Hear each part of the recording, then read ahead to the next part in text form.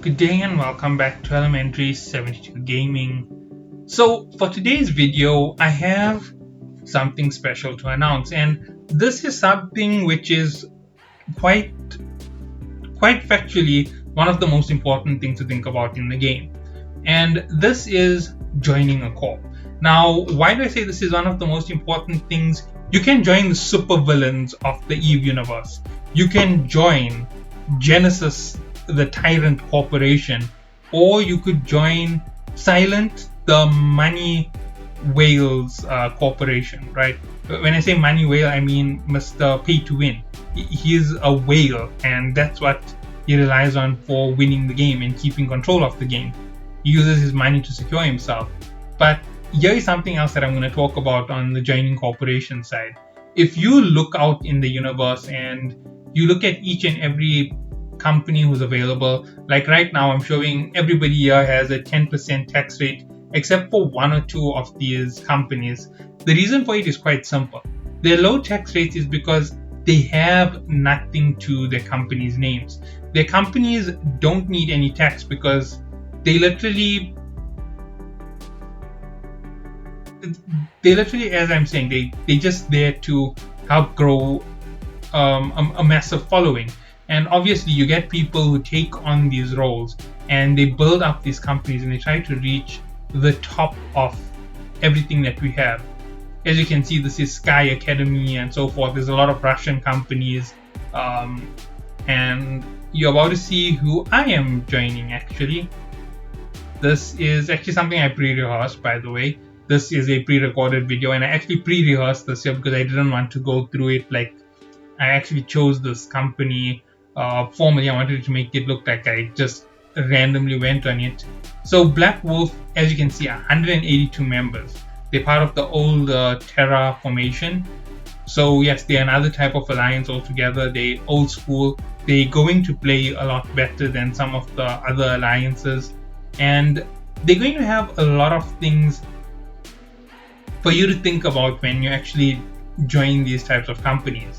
When you join a company, you need to think about the following thing. Are they going to be friendly? Are they going to allow you to make friends? Now, I'm just being frank about this here. You get Genesis, where you are assigned where you go. You can't come in with a group of buddies and stay in where you want to be in a company like Genesis. It's the Tyrant formation under the Grand Tyrant of Genesis. It's out of fear because she knows that people generally play very well when they're together and they can form very strong bonds. It's the reason why Genesis only allows Genesis members to hold alliances around them. It's because they're the Grand Tyrants. That is the thing about it. And people don't get the reality of the situation, which is you lose your individuality when you're in Genesis because of that very purpose. In the past, there was the Borg and several of their sideliner corps who made sure that their members all stayed together. There were strong bonds of friendship between individuals that bound companies together. 10 to 15 guys who played together every single day, do just about everything together, and that's what was one of the key points that were keeping alliances together.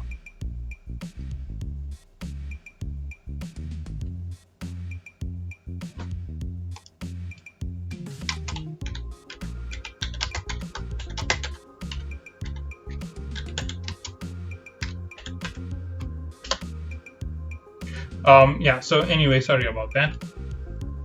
So besides all of this, there are other things that need to be discussed on this whole crazy adventure story as you join a company.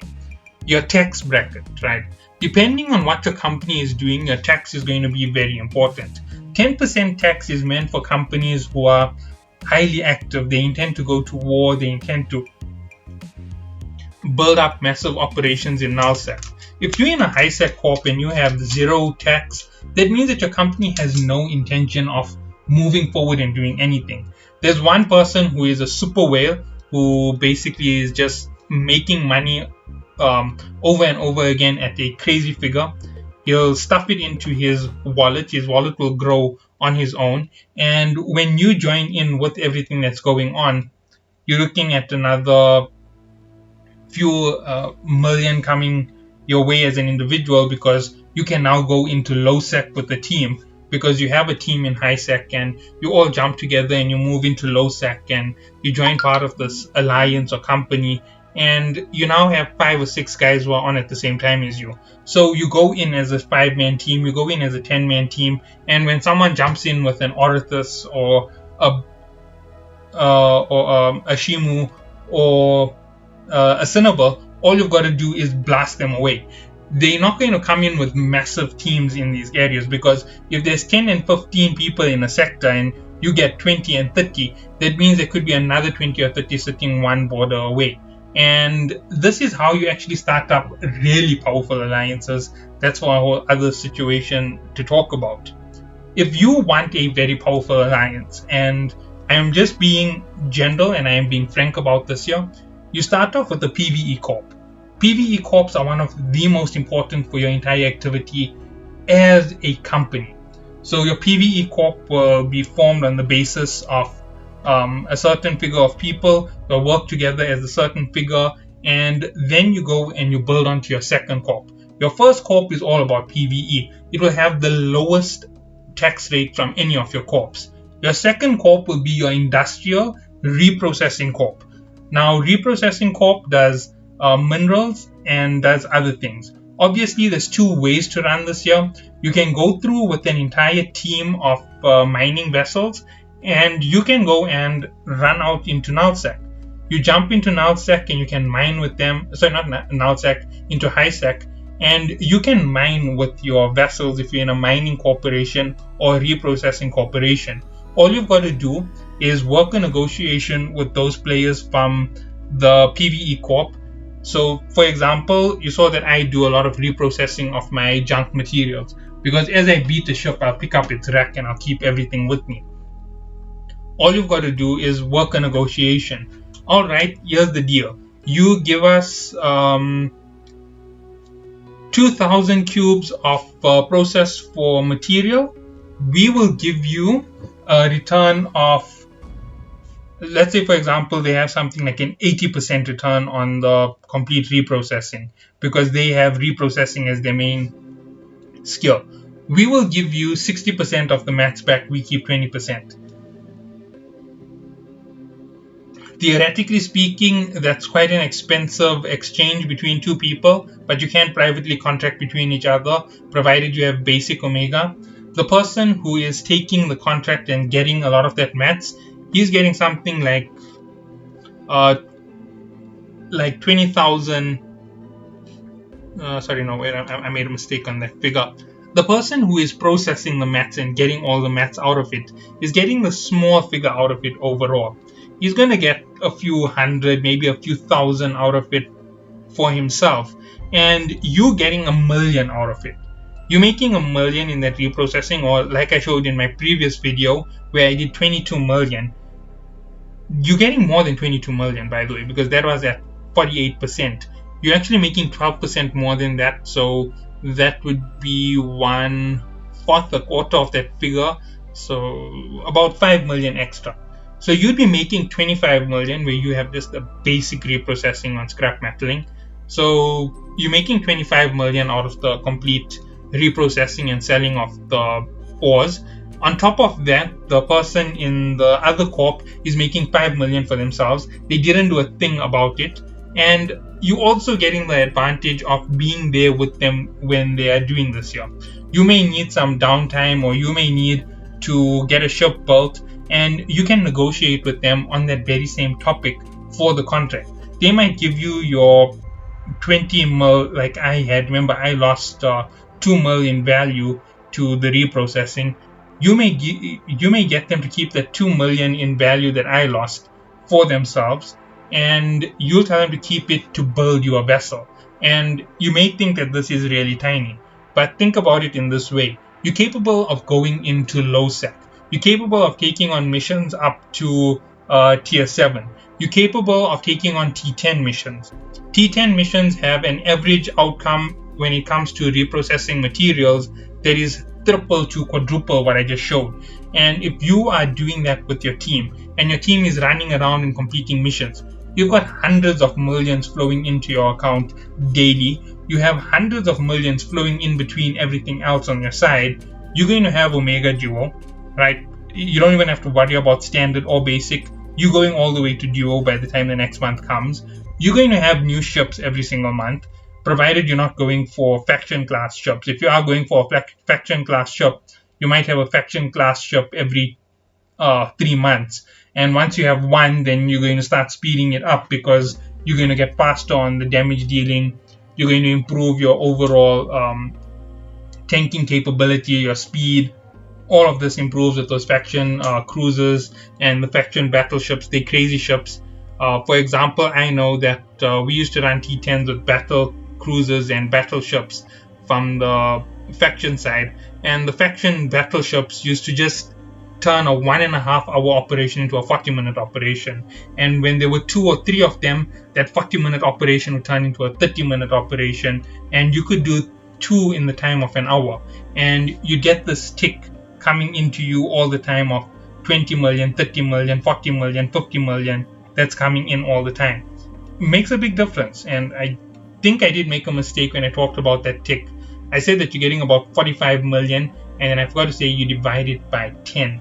So about 4.5 million an hour when you're farming with the full team in Nullsec. I just remembered there was a mistake I made in my previous video. Just correcting it right now in the middle of this, just to say that I did make the mistake and that it's being corrected. Now, when it comes to things like joining companies, these things are important for you to remember. As I said, this is from the point of view of somebody who is just in the game, in the low end sections of the game. You can do hundreds upon hundreds of missions.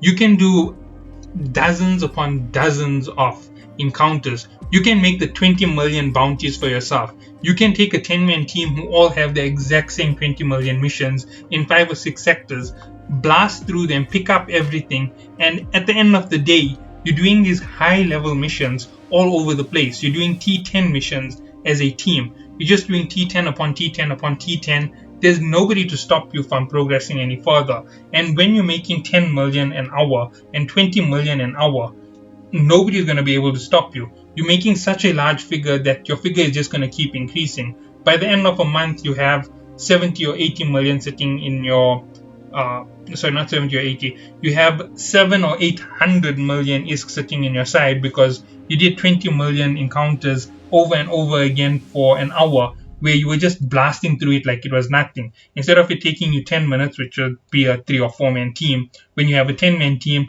you're going to do it just like the large encounters. 4 minutes, one is down, jump through gates. That takes you 2 minutes or 3 minutes. Then in the next sector, you're going to jump into it with your full 10-man team. Another 4 minutes, that's 8 plus 5. So 8, sorry, let's say it's 4 minutes for each of them. So that's 4 and 4, that's 8 plus 3. You're at 11 minutes for 2 missions, there's 10 of you. So if you count everybody, that will be 10 missions total. That will be 40 minutes on all your mission times. It's 3 minutes to a jump on average. If everybody's missions are in the exact same sector, you can get done even faster. Jump times come out, and you will get 2 or 3 colliding in the exact same sector if you can all pick it up in the same time. So I'm trying to figure out what's that figure that I'm looking at. 10, 15. Okay, let's say that 3 every 2. So let's say there's 2 in each one of the jumps that you're going to go through. So 5 jumps, 15 minutes. So in 55 minutes, everybody made 20 million as a base, right? 20 million is your base count. In terms of your bounty ticks, those max level missions give you a 5 million total bounty. So 5 times 10, that's 50 million.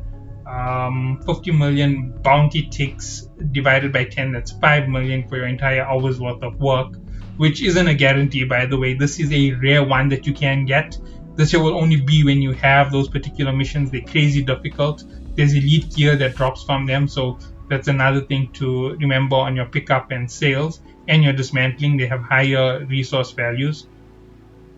So let's work it out. 20 million plus 5, that's 25, plus you have gear drops, which is going to equal to somewhere in the region of about a million apiece from each of them, times 10, that's 10 million. So 25 plus 1, 26 million for the hour. May not be crazy figures, it may not be figures that break the bank overall in the game, but 26 million plus you open up a 100 million mission for your weekend. You jump in with your team, you wreck a T10 mission in high sec. You all pull out nice bounties from it, because remember, the bounties are insane. There's about a 25 million worth of bounties from the high level missions. I know that there because they can get that crazy if you pull it all in 1 hour as a single player, which some people have been able to do. And if you're doing it in 2-man, 3-man, 4-man teams, that changes the whole dynamic. And once you start doing these things and those figures start really piling on, 40 million, 50 million profitable value, or if you're all doing it back to back to back, obviously 10 people doing it back to back to back is a bit crazy, because even with 10 people, I think 20 minutes is the minimum it's going to take you to clear a T10 elite mission like Bear Hair Day or any of those. 20 times 10 is 200 minutes. 200 minutes plus transport time. Actually, no. Transport time is already included in that time. So there is no transport time, because everybody will have the exact same first step. You're going to complete it one after the other. That's 10. So 10 times 20 would be perfect on that day. That would be 200 minutes, and 60 is to an hour, so 2 hours and 40 minutes. No, 2 hours and 20 minutes. 3 hours and 20 minutes, sorry, my bad. 3 hours and 20 minutes, and a 10-man team could clear T10 missions over and over again. I'm basing that on the amount of firepower I know you can generate at higher levels. The Drake and T9 level don't really equate into that equation properly. They a bit haphazard, they underpowered, they're not going to give you that full punch to your entire bottom line. So I have to see them off on that path. But yeah, that's what I'm talking about for the overall experience. If you really want to get into those things and you want to be part of a corp, remember, those things make a huge difference. So you start off with your high sec corp, who's going to build you up in your PvE missions. Then you partner up with your industrial corp. Remember, industry is mixed right now because of the fact that it's only the production of new ships that makes a lot of money. You get your industrial corp, your reprocessing corp, you get your industrial builders corp. They're gonna build ships for you guys at a crazy, ridiculously low rate. Because you're increasing the amount of production that they're doing, they make a saving on it, so they can make 10 Drakes, which is a very low level ship, or 10 Nagas, or 10 Naga 3s. And you've got these crazy expensive high power ships for individuals who are going to play. You have faction ships coming out like it's a production line, and all of these are being made. And you, as the player, when you buying this from your own production corp or your side production corp, you get this huge figure coming in and out, and it's going around. Your PVE corp has the lowest tax rate, so maybe a 5% tax rate, so that you don't get hurt too hard on your missions. Then your next factor to all of this here is going to be your reprocessing corp. They get hit with a 10% tax, because that is standard. That isn't going to hurt you too badly. Actually, just thinking about that, I realized that I've been losing a lot of money to the market. So yeah, there you go. They're going to make a lot of money. Then you can have a complete sales team. They'll basically sit in some place like Jita, and it'll be someone with the trade skill. They'll just trade on the market non-stop. They'll buy everything for you. Say, for example, you want missions all the time, and missions cost, like an example, Bear Hair Day costs 20 million to take part in, and it only gives you 100 million return value. So because of that very reason, you go, you work with them, and you buy up everything. After that day, you have another sort of interest which comes into your company, because you are now functioning at this high level and you have money flowing around internally. and you have a lot of generation of income, you have the problem of low sec pirates. You got companies like Pve and No, and you got all of these guys. You now can start up your own PvP branch in your Pve Corps, your PvE alliances. And these guys aren't so aggressive in the fact that they're just going to kill anybody. If you're part of a company and you come into the territories that they claim under their protection, they just swarm in and they just wipe out whoever is around. Obviously, this year attracts a lot of fighting, a lot of attention, but they always helped out because of the PvE and the reprocessing industrial and trade corps. The PvE industrial trade corps, whatever income they're making, those figures, they aren't going to be used to hold hangars or pay rent. If they are holding hangars and paying rent, those figures will come out and the remainder will go straight into the PvP Corp. PvP Corp will start building and growing stronger. After a month or two, your small corp, which started off in high sec with 200 players, now is 200, 400, 600, 800, 1,000 players with a full PvP base of 200 players.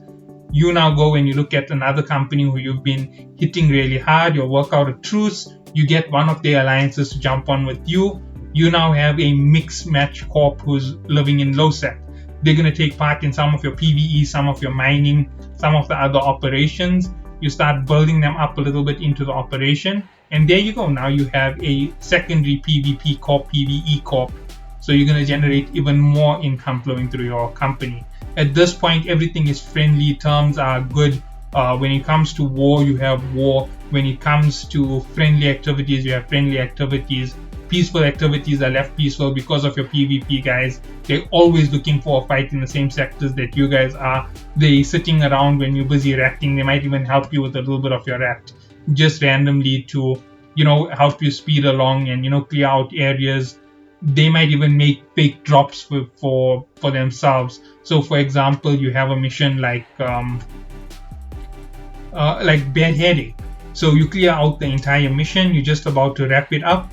They'll jump in with their 5-man PvP this thing, and as you slowly start to leave the sector, because they know there's guys looking in to take it on, they'll leave one ship uncloaked and they'll sit in a cloaked Nemesis fleet, for example.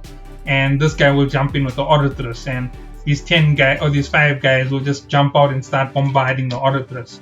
It may not seem like one of the best options, but it is a good way to get them into the fight. Or they can just lock them down with Weber fires. Wherever the fleet is hiding, maybe one sector out, they jump in and they wipe them out. Things like this here can be your regular, teach the pirates a lesson. Give them a reason not to jump into sectors where you are. And within a week or 2 weeks, all of a sudden, all of these pirate activities in low sec will be driven up into null sec. Your company will become really powerful.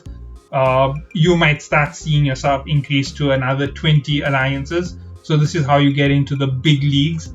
20 corps in your alliance. And now you're suddenly sitting with 4,000 members as part of your big play. And you start moving into nullsec because you have no other option. You now can take part in dead spaces. You can take part in capital runs. You can get your hands on capital ships. Because of the flow of money through your industrial sector, you just come into an area, you build it up, you buy it up, you protect it. Your capital ships are being produced in the area. You've got a capital dreadnought. You've got carriers. You've got freighters. All of this, all in deployment, all within the right range, and you can go in and take on higher level enemies. And as you start ascending and as you start growing, your PvE guys are absolutely happy. You don't have to force operations for PvP because your PvP guys are a dedicated team of their own. Your PvE is dedicated for themselves. Your industry is doing only industry. Your miners are even more happy because they now have access to nullsec. They have compressed ore. You have compressed ore stations. You have dead space stations. Your pirate hunters are gate camping gates on 2 or 3 sides, making a perfect safe area for you. Your pirate corporations or your PvP corporations are now helping you grow further. And this here makes a big difference because when a company like Genesis decides to attack you guys, It doesn't matter how powerful they are. The PvP Corp has their strategy, they know how to play it. You as a PvE guy can either join them in the quick fight, cause some havoc and mayhem amongst the enemy, or you can jump back and fall back to the retreat point where the rest of the lower sec PvP guys are just going to rush out into the front, break down whatever is happening in that area for you, and you as a player are happy. You don't have to worry about CTAs. You don't have to worry about all those unnecessary breakers in your alliance. Now, I know that I am part of a new alliance. I'm a part of a new company, and I do know that they have these type of structures already in place. But nonetheless, besides the company that I've joined, I'm hoping to actually start up a little bit of a PvE thing in HiSec, and I'll see if there's anybody who's around who will partner up with me, help me along with these crazy ideas that I have, build up these companies, and later on down the line, who knows, we might have some of the biggest events in PvE coming to HiSec. You never know what's going to come. Remember, there was the freighter hunt, which was a PvE activity, basically, where you run around and you hunt the freighters through low and HiSec. They were easy missions, they were safe missions. You didn't have to worry about getting camped out by Pew or No or whoever it is to just lock you out of sectors. You could go and you could have fun. And that's what we want. We want a nice fun playing area once again. We want to revitalize the game. We want to give people a purpose in the game. We want to have friends playing together, bringing everybody together, having the best time of their lives. Obviously, there is potential for this alliance to be there in the game. There is a potential for this alliance to become the biggest tyrants ever. If it does happen, it happens, and they'll be opposed by the exact same structure which I talked about. But provided they keep PvE and mining all to itself, where they don't have to participate in CTAs and they don't disrupt the flow of corps. And by disrupt the flow of corps, I mean the HiSec players who started initially. That company will keep